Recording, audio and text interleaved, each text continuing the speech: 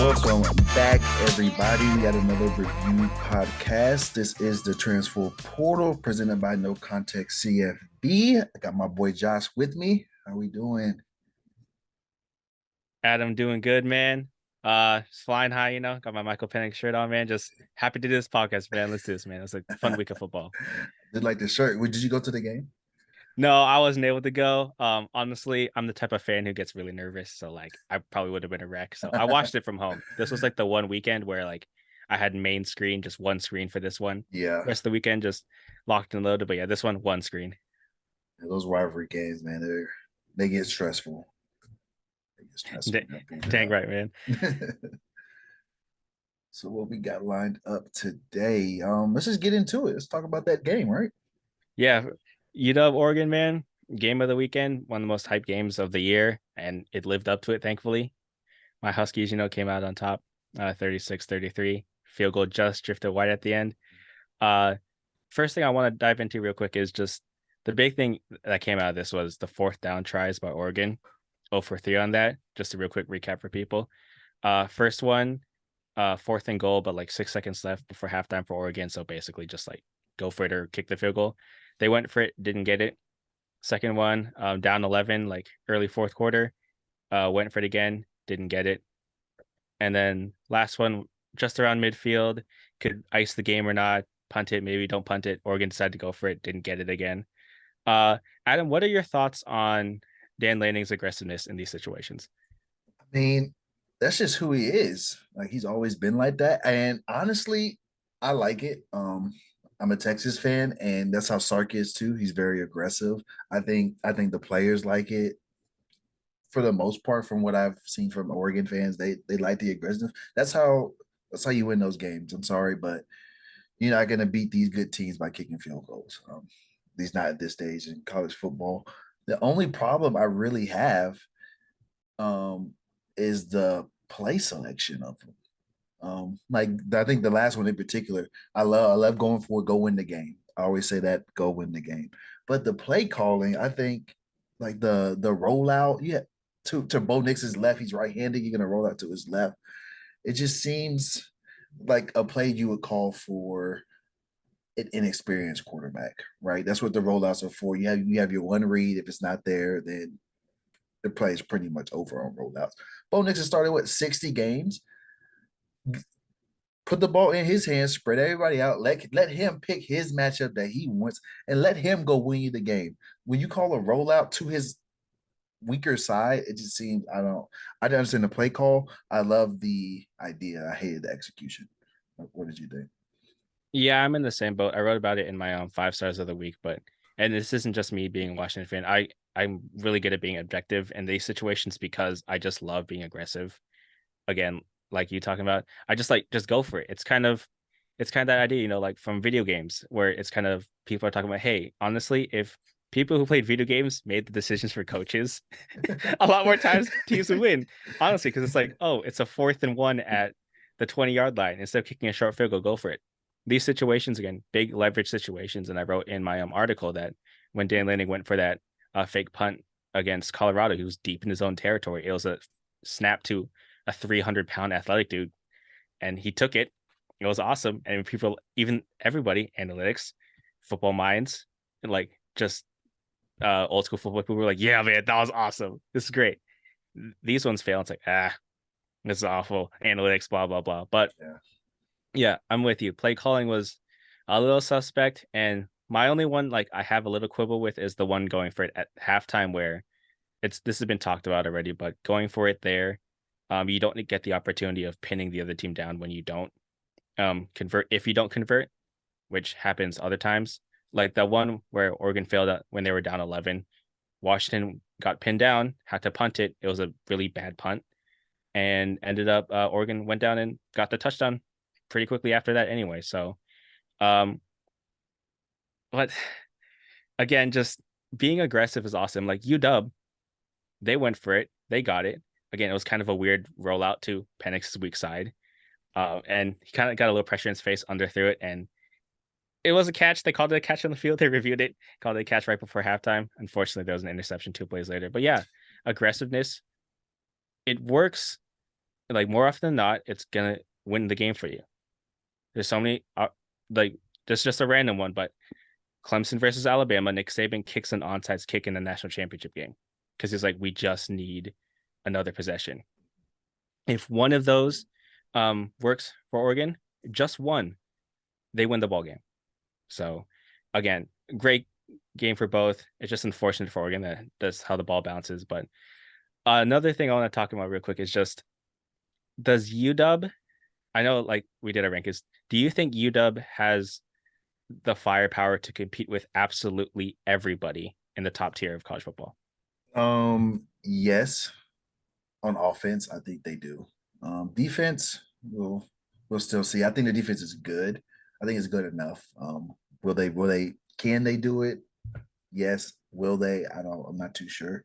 It's not like a sure thing, but that offense, I mean, they were without one of their best receivers, and it didn't even matter, you know. And Oregon, I think Oregon has the best defense in the Pac-12 and one of the best in the country. So they look good. We have Michael Penix, and they trust him. It's kind of like when we said it. They put the ball in his hands, and hey, go win us the game. I Yeah, like them a lot. yeah, exactly. They didn't have McMillan. He played, came back from injury, played a little bit, then got hurt again. And there's some questions if he'll be able to come back at all this season. And then even if he does, like, will he actually help or hurt the team? Because like he might just be out there as like just an extra Mhm. body. It's just fine because UW has Roma Dunze, they got Jalen Polk, and they've got a bunch of other awesome receivers. So yeah, I'm with you. Like offensively, they've got it, and like the running game finally kind of came around a little bit. Defensively, who knows? Even the offensive line is a little suspect, but just because how UW is like, all right, Penix, find your matchup, get the ball out real quick. Like Oregon was getting pressure, but they couldn't really get to Penix. They got them a few times. Like he was hurting a little bit, but you just gotta get the ball out quick. And like going up against like a Georgia, for example, Georgia's defense, amazing. But if you can like look at last year, Ohio State had them, and then Yeah, Marvin Harrison Jr. goes out, and then the offense kind of collapsed until the end where Stroud just started taking off. Penix can kind of run too if he needs to, so they've got that in their bag. Defensively for Washington, that's where it's the question mark. We still haven't really seen them really step up and like suffocate a team like that they should have. I'm like they've either played nobody or they've played Oregon, and I mean Oregon again was right there with them, and they gave up yards to Arizona, even though Arizona turns out to be really good as we've seen these past few yeah. weeks. But yeah, I think in my rankings for the website, I still have Washington low, and I think it's also just me being a Washington fan. Like I see all the flaws, are so much more magnified to me than what everybody else is for a neutral observer. And my thing is, this defense to me is still a really big question mark, especially against physical teams. Like when Bucky Irving and Jordan James started running the ball, like couldn't really stop them. So but yeah, honestly, just any final takeaways from this awesome game, Adam? Like just fun one out there. um, no, I mean, don't be too harsh on your Huskies. Every team has holes. No team's perfect. It's really all about matchups, and Oregon's a really good running team. And that might not be Washington's strongest suit, but on the other side, if you don't have good corners, Washington lights you up. So I think both of these teams are really good. They can both win the national championship. I want to see a rematch. Um, we'll see how that goes. Yeah, and that I wrote about that too. Like I want to see a part. I don't. I personally don't want to see a part two, but if there's a part two in the Pac-12 title game, that'd be awesome. And if the playoff committee like actually wanted to like think with their heads and not with what everyone else is thinking, and put both of these teams if they both only have one loss to each other in the playoff, and we get a part three somehow, that would be awesome. Wouldn't happen, unfortunately, but it would be awesome. I think it could. You got a shot at it happening. I Yeah, man. think. Always a shot, man. Um, moving on real quick. We got a little segment here. Stock rising, stock falling. Just one for each. Player, coach, team, fan, whatever you wanted to pick here. So we each picked one. We'll start out. I said rise and fall, but we'll keep it positive at the end. So we'll go fall first. Adam, who's your faller? Who's someone um, stock you're selling right now? they've been falling for a while, but I think it might be time, and that's Jimbo Fisher Mm-hmm. in Texas A&M. I mean, the game last week. I understand they didn't have Wegman, but it doesn't matter. At some point, you just got to make a change. And I understand that buyout is still like 80 million, but I mean, they're going to be better. They're going to win a bowl. Probably going to make a bowl game, but that's not why he was brought there. He's in year 6. You think he'll turn around in year 7 or 8? I don't think so. You got Texas and Oklahoma joining you next year. If there was time to make a change, it would be now. I don't know who that change would be, but you got to do something because the other two programs that are arguably your biggest competition in the state are going to be right in your backyard now. So get them out. Yeah, man. They got find the money for it, but it's Texas A&M. They've got the money to do it.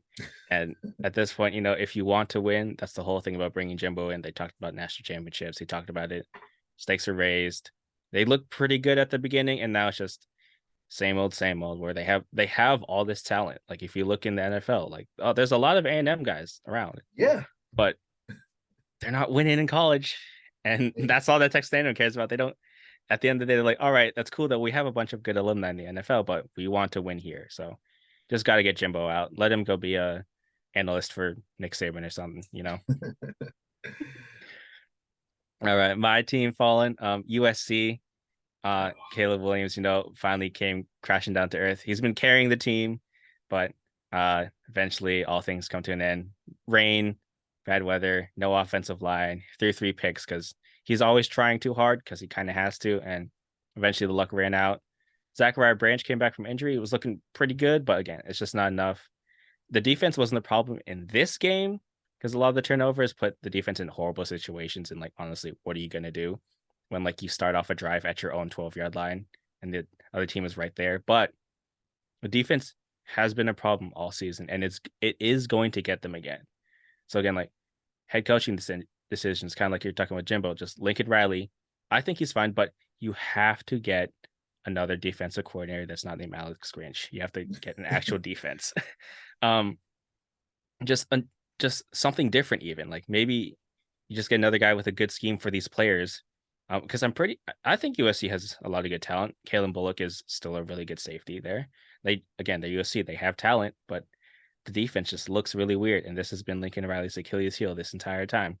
He's been a head coach where he's had great offenses. They've gone to the playoffs and like they've competed in some games, but at the end of the day, it's been the defense that's always let his teams down. And it's unacceptable, especially when you have Caleb Williams and all we throw around the phrase a lot, but I'm comfortable saying an all generational talent in Caleb Williams. And you might not even win a Pac 12 title with him. Granted, last year, injury happens in the Pac 12 title game. Who knows what happens? But even then, Utah looked well on its way to winning even before Caleb Williams like really, really got hurt. So yeah, I'm down on USC, unfortunately. They're fun to watch still, appointment viewing, and Caleb Williams is good enough where they still might snipe UW or Oregon because they still got to play them on the schedule. But at the same time, they still have to play UW and Oregon on their schedule. And those might be some big losses that make Lincoln Riley think about the defense. Um, Yeah, I agree, man. It's yeah. gonna be rough. I didn't see that. I thought they could lose. I didn't see them losing like that by the offense being the issue. I thought that was Hmm. insane, but like you said, Exactly. offensive line just completely let Caleb Williams down. He made bad decisions, but I mean, what do you want him to do? He's out there just trying Exactly, to make man. a play. Yeah. Uh let's make it positive now. Risers, who you got, Adam, as your one person player team, whatever, rising up for you? I'm gonna keep it in Pac-12. Oregon State. I Hmm. mean, who? I I'm not gonna say who saw this because I think a lot of people thought they'd be like a good team. They'd be a tough out in the Pac-12, but they're not tough outs. They're winning these games that they're supposed to be a tough out. Like, oh, you can't sleepwalk through there. You better come ready. And there's with all the talk about Oregon, Washington, and USC, but Oregon State's right there. Keep a lookout. I think they're going to ruin a lot of people's hopes of a possible potential Pac-12 matchup. They might not make it there, but they're going to play spoiler for some of these teams. And I'm excited to watch them. And shout out to DJ. I mean, after all he's been through, you can't help but feel happy for the kid. He's balling. Go get your money. Yeah, man. Awesome for DJU. They got Aiden Childs behind him, really talented freshman, and they've had him in for packages. But DJ hasn't done anything to lose the job. He's had a few rough games, like the game against Washington State. They lost and he only threw for 198 yards, and a lot of it was kind of in a garbage time. But he's looked really, really solid otherwise. And honestly, at this point, that's in this offense, that's really good. He's in control. He's, you know, chugging along running. They got Martinez to hand the ball off to. I really love what the Beavers are doing, man. Defense is It's really good fun. too. Yeah, yeah. Um, Oh. and I think you're right, man. They're gonna ruin someone's season because they're gonna get somebody, and it's gonna it's gonna be tough. They do play Oregon, of course. They play Washington. Um, I don't know if they play USC, but I mean that's already two teams right there that they could just ruin seasons there. My riser, I got North Carolina. Nice. Devontae Walker. He's Uh, back. he's back and he is back with a vengeance, y'all. Three touchdowns, 160 something yards against Miami's pretty talented secondary. Uh, Drake May, even though he didn't really look great in this game, he's still again finding Walker. Marion Hampton's running well for them, pretty decent out of the backfield too as a receiver. The rest of the team, I don't really know, but honestly, that trio and looking at the schedule for UNC, this could be a surprising where like UNC might make a run to the playoffs just because the schedule isn't Yeah, really that hard. And the schedule isn't really that hard. And then if you get to the ACC championship, that's just one game. And then you just have Walker or May or Hampton, just one of those three, most likely two of those three could go off in that game. And then suddenly it's like, oh, North Carolina's here and they're in the postseason just because it sets up nicely. Because mm-hmm. again, just that trio, it's so much fun to watch them, especially with Walker back. Like Drake May was doing good already with the other guys, and then Walker's back, legit first round talent. Um, North Carolina, and also I love me some baby blue, and that those uniforms are awesome. Jordan. Exactly, baby. Uh, and I don't know, just sometimes you just need a little bit of luck, and UNC could get lucky. And I don't I don't expect them to make the playoff. I think there'll be a slip up here or there just because I don't know about their uh defense. But if anything, they're gonna be in the conversation a lot longer than people are gonna expect. So I got the Tar Heels as my riser. Yeah, I like that a lot. I mean, they got Duke. If Duke, I think Duke and Clemson will both be ranked by the time they play them. Hopefully, by Leonard will be back, but I think he will be. I mean, they get those games. I think they'll be the favorite in both those games. You know, they got a shot. And like you said, all you gotta do is get there, and then anything can happen once you get to the championship game. So we'll see. I like that. Man, that would be something. Uh Another fun one here, the balled out award. It's simple. Just one person, again, person, team, coach, whatever, who you think just balled out. Uh Adam, who is your baller of this past weekend? I'm gonna go with Notre Dame's entire and Marcus Freeman, mainly Marcus Freeman. I'm gonna go with them because they could have mailed this season in, right? Obviously, you lose. I'm sorry, Dave, you lose two games, you're not gonna make. The goal is to make this college football playoff. Like they're out. They blew that game in Louisville, lost to Ohio State, and this their season for their goals are over. They could have mailed it in. USC's coming in. Caleb Williams, a Heisman. They weren't expected to win, um, but they said no. We're going to show you how tough we are, and we don't back down to anybody. Marcus Freeman had them fired up. They were flying off the ball. I mean, that's just great coaching, and you love to see that from a really, this is his first gig, right? His second year head coach. This is his first time being a head coach, and he's kind of thrown into the fire because Notre Dame, they expect to win. And I think he's going places. I think they found their coach, despite what some think. Because if you're able to pull your team out from that and then go and play USC and destroy them like you did, the Heisman, just ballers. Happy for Yeah, like you said, it's such an easy situation for past Notre Dame teams to just mail it in. But Freeman there, the big C word culture being thrown around, but Hey, I think it's real at Notre Dame. Marcus Freeman's got something there, and they always seem to have a good defense. He's a defensive coach. And so long as Notre Dame always has this awesome defense, they're always going to be, no matter how annoying they are for everybody, they're going to be a top 15 team in the nation every single year. And I have a defensive coach that might be a little bit enough of a bump, especially with the expanded college football playoff to make this a yearly playoff team. And but just focusing on this one, yeah, just big win for them to not mail it in and to crush USC. And that was fun to see for them. It's big for recruiting too. Like you go, you lose 3 games. I mean, people think, okay, well maybe he's not the guy, and players hear the noise, and that's not what you want, especially if you're a young head coach who's trying to prove himself. So that's good for them. Who's yours? Exactly, man. Rooting for Marcus Freeman, man. Not necessarily Notre Dame. I'm a Notre Dame hater, but I'll root for Marcus Freeman. Uh, my baller award, Alec Manor, Stanford, just 29-0. I was easily gonna turn off the TV. Again, Uh, they could just mailed it in and say, you know what, we don't have exactly. No, they mailed it. I was gonna mail it. I was literally in bed. I'm like, fine, let me it. check the score. And it's like, oh, it's 26-29. All right, hop back in. And I see Manor go out there, finish the day, 13 receptions, 294 yards, 3 touchdowns, including that one where he mossed Travis Hunter. And headlines like Moss Travis Hunter. And it was good coverage, but again, at the end, Travis Hunter was still gassed coming in first game back. His conditioning clearly wasn't there because the fact that they were targeting Travis Hunter constantly, and then whenever Hunter wasn't targeted, like he was jogging, not because he wasn't hustling, he just couldn't move.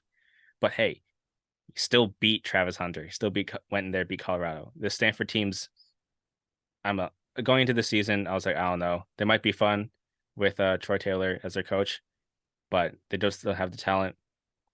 Manor, just out of nowhere. I think he came into the year with only 15 career receptions, and well, he got 13, almost doubled Hey, it. yeah, It you got a just nice was little awesome. profile picture too. Exactly. I know people are looking up like, who is this guy? How's it going? But at the end of the day, everyone knew his name. And shout out to Stanford, come back down from 29-0 and then winning in overtime. Uh, a little still, I'm going to be critical real quick of Stanford because when you scored that touchdown to tie it, you should have just gone for two. Go for the But hey, win. exactly, Go go for for the the win. win. Go for Win the the game, man. exactly. Tired of this. Hey, got bailed out though, and at the at the end there. So shout out to the Cardinal winning on an awesome Friday night. Uh, it man, that was an again the Pac-12. Uh, we talked about the Pac-12 a lot this episode. Man, it just stinks that's going away. The It's Pac-12 gonna lead into is the cream yeah, of this of college football right now. yeah, They deserve it, it. exactly. We're gonna talk So about the SEC like everybody else. I would never. no, man. And so this final year of the Pac-12, people talk about, hey, this might be something crazy, and it has been and more. So we'll cherish every single moment, which will lead into my last thing. But last thing here, real quick, just again, most memorable moment from this past week, week 7, which started all the way on Tuesday because Conference USA is kicking off the games on Tuesday, which will lead into action. Awesome for college football fans. There's going to be a lot of college football up until Thanksgiving weekend. Yeah, Adam, what's your most memorable moment? Mine, a little bit of a homer pick, but Houston's Hail Mary win over Dude, West Virginia. hey man, that ain't no hill. That's not just a homer pick, man. That was awesome, man. Come on, that just was come so on, man. cool. The program desperately needed that win. First win in the Power Five in a long time. Um, it's kind of like the theme that we've been talking about. Like they could have just said we don't got it, and West Virginia looked like they would walk away with that win. Shout out to West Virginia too. They're much better than I expected. So shout out to them. But I mean, everybody loves a Hail Mary. And when it's your team, your alma mater, your friends there, it makes it even better. So I'm gonna go with the Houston Hail Mary. Man, yeah, again, that's not the homer pick. That's just awesome, man. I'll do a quick shout out there too. Braden Feller, Nicolosi, Colorado State. They had their own little Hail Mary. They Came did. back down from 30-10 in the fourth quarter. Capped off Hail Mary there. Houston's was a lot farther. Honestly, like the Colorado State one was like 30 yards. But hey, Hail Mary's a Hail Mary. But my big one, talked about how the Pac-12. Pac-12 After Dark is leaving us, unfortunately, after this year. Big Sky After Dark, can this become a thing? Montana and Idaho on ESPN2 was so much fun. Everyone knew about everyone. I say everyone, like the wider audience knew more about Idaho because they beat Nevada earlier this year. They were competitive against Cal. They're a top team. They've recently moved down to the FCS and they're tearing it up there. I honestly think a lot some other schools should move at the bottom of the FBS should just move down to the FCS and go dominate there. But I mean, Idaho lost because Montana, historically great FCS team, and they had it. Idaho made a push at the end there, but then Montana forced a strip sack fumble, got it, and it was just fun. Crowds are always awesome in the Big Sky.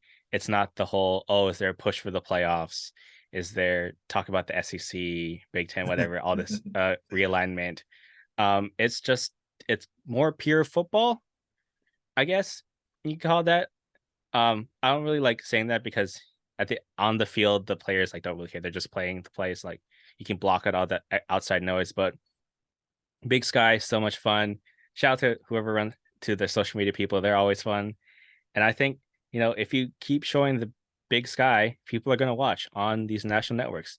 Another one upcoming ESPN2 this Saturday again, Sacramento State and Montana State. I hope it's Montana State. Yeah, they are both top 5 ranked teams. It's on ESPN2 again, 7:30 Pacific or 7:30 Eastern time. Another one, people should watch it, and hopefully this becomes a thing, and it's not replaced by like Big Ten After Dark when they put like Washington Nobody and wants to see that. yeah, Sorry. Washington and whatever Nobody wants on to see that. exactly. Give us next year, give us Big Sky After Dark and make that the permanent thing, and it'd be awesome to see. Um, yeah, just it was so much fun watching those teams play, and I'm excited to watch FCS football. And that's the thing; it's hard to watch it sometimes. Like firing up ESPN Plus, not everybody has that, and Hmm. sometimes it just doesn't work. So, Yeah, I was trying to watch it, but I couldn't get any signal over it to work, and the TV was on the Mexico game, so yeah, they weren't turning that off where I yeah, was. yeah. But like, yeah, just put these games on more widely available channels, and people will watch because it's good football. At the end of the day. You might have to feed it them a little bit, force feed at first, but then people will quickly come to love the Big Sky. Uh, I could talk about the Big Sky forever. Adam and I could just talk about how awesome that Houston Hail Mary was forever. If we had more time, we honestly would have. Um, we would have gone game by game and stuck on that one for a while. But shout out to everybody. Shout out to you, Adam. Any last words? Hey man, another week 7. We're halfway there. It's bittersweet, but at the same time, I want more. So bring it on. Let's go. Yeah, man. And you can find more here, the transfer portal. Check out all our stuff. Check out the website. Always got videos popping, podcasts popping off. Thank you so much for watching and take care till next week.